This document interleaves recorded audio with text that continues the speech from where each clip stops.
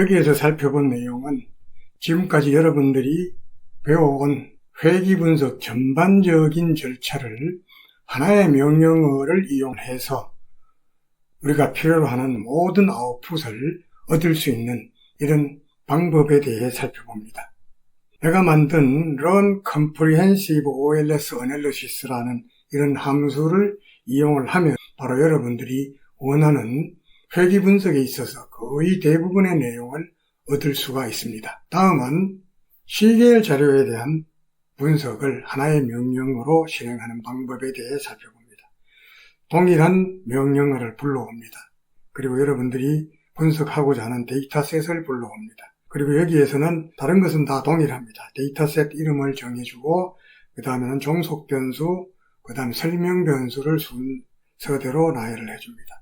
그 다음에 사용하는 데이터셋이 타임 시리즈라는 이런 옵션을 부여를 하게 됩니다. 이것을 런을 하게 되면은 또 여러분들이 원하는 대부분의 분석 결과들이 출력이 됩니다. 먼저 주피터 노트북에서 Run Comprehensive OLS Analysis라는 명령어를 실행해 봅니다. 제가 만든 이 함수를 불러오고 두 번째는 여러분들이 분석하고자 하는 데이터셋을 불러온 다음에 바로 이 명령어를 사용을 하면 됩니다.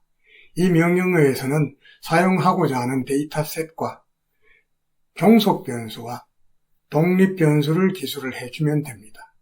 그리고 선택적으로 여러분들이 사용하는 데이터가 횡단면 자료일 때는 크로스 섹션, 시계열 자료일 때는 타임 시리즈라는 이런 옵션을 부여를 하면 됩니다. 원래 만들 때에는 자동적으로 횡단면 자료인지 시계열 자료인지를 확인하는 이런 알고리즘이 들어있습니다만 간혹 오류가 나기 때문에 여러분들은 타임 시리즈나 크로스 섹션이라는 옵션을 부여해서 보다 정확성을 기할 필요가 있습니다.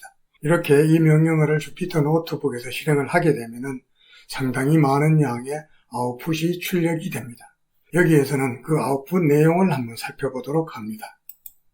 방금 말씀드린 대로 먼저 exec라는 이런 명령어를 이용을 해서 여러분들이 분석하고자 하는 환경 내에 functions라는 서브 디렉토리 내에 있는 Run Comprehensive OLS Analysis라는 파일을 불러옵니다. 그 다음에 여러분들이 필요로 하는 데이터셋을 읽어온 다음에 이 명령어를 사용을 합니다. 데이터셋 이름, 종속 변수, 설명 변수를 나열을 해주고 데이터의 타입이 크로스 섹션이다 라는 것만 지정을 해주면 됩니다. 자, 아웃풋을 봅니다. 데이터의 기본 정보가 출력됩니다.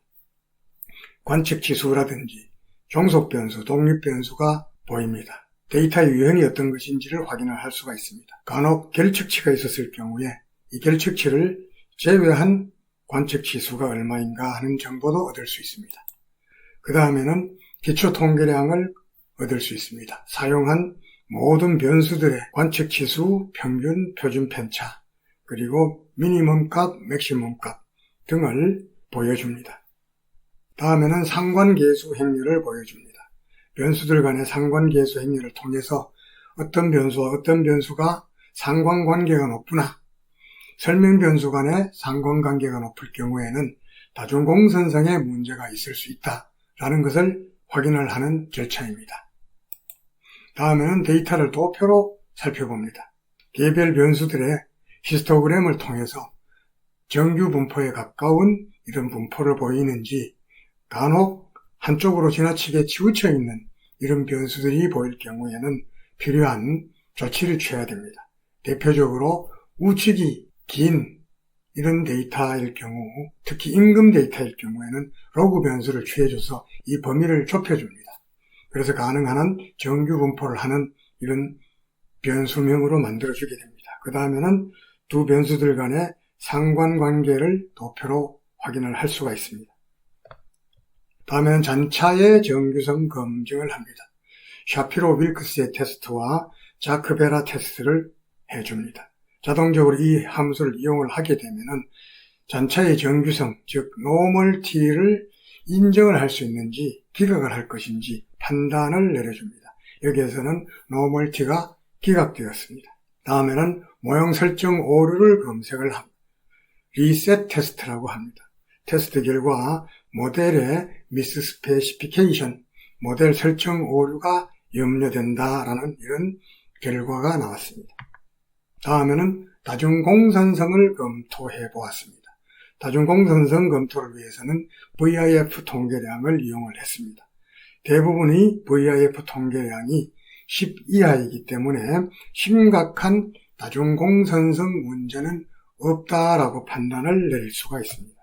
다음에는 이분산을 검증을 하고 이분산의 존재가 확인되었을 경우에는 다른 추정 방법을 사용을 해야 된다.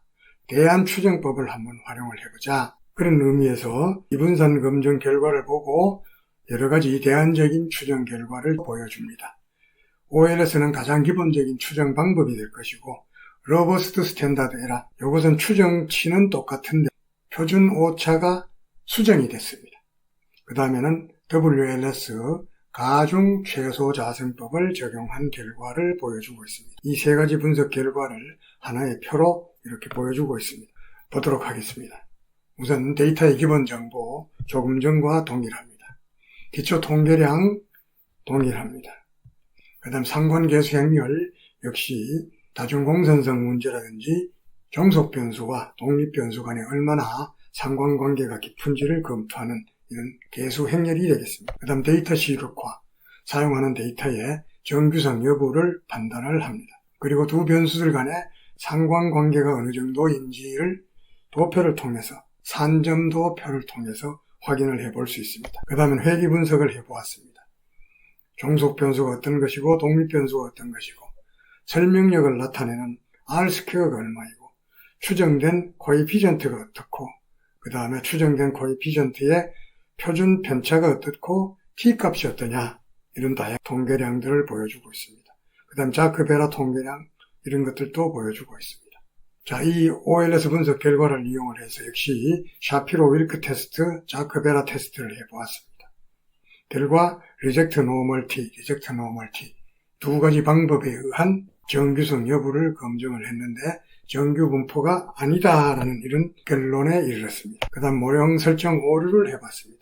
이 경우에는 모델이 잘 스페시파이 되었다, 모형 설정 오류에 문제가 없다라는 이런 결과가 나왔습니다. 다음에는 다중공선성 검토를 해보았습니다. 여기에서는 설명 변수가 하나밖에 없기 때문에 다중공선성 문제는 고려할 필요가 없습니다. 그 다음에는 자기상관 검증, 이것은 시계열 자료이기 때문에 자기상관 여부가 굉장히 중요합니다. 먼저 더빈 왓슨 통계량을 검토를 해보고 브로셔 가프리 테스트를 해보고 그 외에 아치 테스트를 해보았습니다.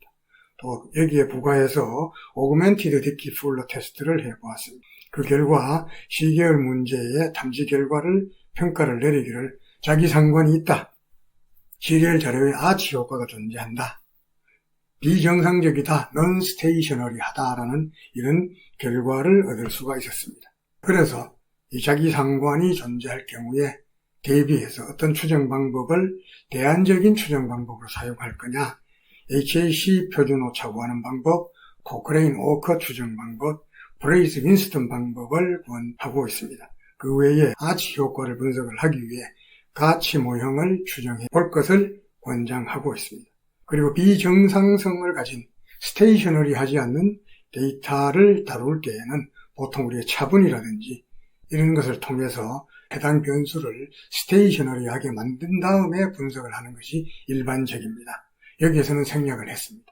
그리고 간혹 스테이셔너리하지 않다고 하더라도 미래에도 이러한 non-stationary한 관계가 계속될 것이다 라는 이런 가정하에 공적분 모형을 추정하기도 합니다. 이 부분에 대해서는 나중에 다시 살펴보기로 합니다. 다음은 추정 결과를 보여주고 있습니다. OLS 추정 결과, HAC 스탠다드 에러, 코크레인 오커 추정 방법, 브레이스 윈스턴 추정 방법과 그 결과를 하나의 도표로 그려서 보여주고 있습니다. 그 다음에는 가치 모형의 추정 결과와 분산 방정식에 대해서도 추정 결과를 보여주고 있습니다. 지금까지 여러분들은 계량경제학 적어도 한 학기 정도 배워야 될 분량을 하나의 명령어를 이용을 해서 10페이지 이상의 아웃풋을 자동적으로 얻을 수 있는 이런 방법을 살펴보았습니다. 물론 계량경제학을 공부를 하면서는 이 부분 하나하나를 잘 배워야 됩니다. 다 배우고 난 뒤에 이해가 된 이후에는 바로 이러한 명령어 하나를 사용을 해서 여러분들이 분석하고자 하는 모든 결과를 한꺼번에 얻을 수가 있습니다. 잘 활용하면 굉장히 많은 도움이 될 수가 있습니다.